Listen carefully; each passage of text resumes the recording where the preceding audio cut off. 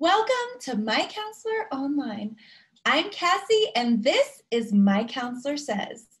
My Counselor Says is where you submit a question, either for yourself or for a friend, and one of our incredible therapists takes their time and answers your personal question. If you want to submit a question, you can do so using our webpage and then look for the answer in an upcoming edition of our weekly e-newsletter. So let's go find out what My Counselor says.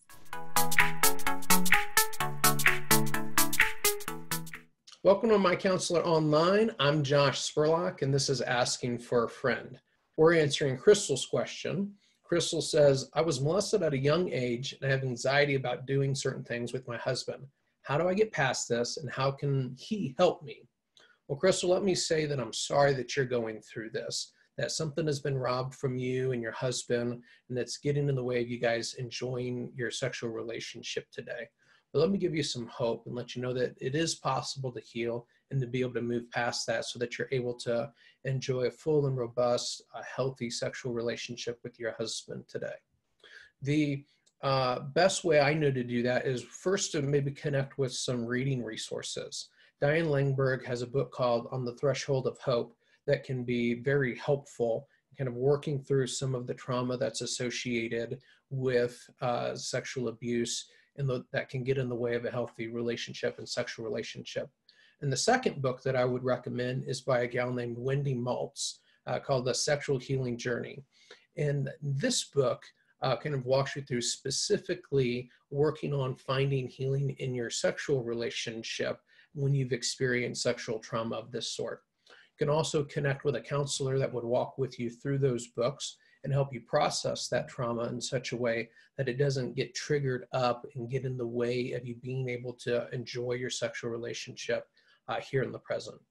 One of the best ways that a husband can be supportive is, one, to encourage connecting with these resources, encourage connecting with a counselor, but also to have grace and be willing to engage a sexual relationship that's mutually fulfilling for the two of you. That pressuring a spouse to engage in things that are triggering of sexual trauma can actually create sexual aversions in your relationship that will shut down your spouse sexually and lead to more difficulties and more problems. You don't want those traumatic sexual memories or those memories of sexual trauma to get associated with you and your sexual relationship today. And if you pressure your spouse to engage in sexual activities that trigger that traumatic memory, they're going to get paired together in a way that can be very difficult to unwind and unpair.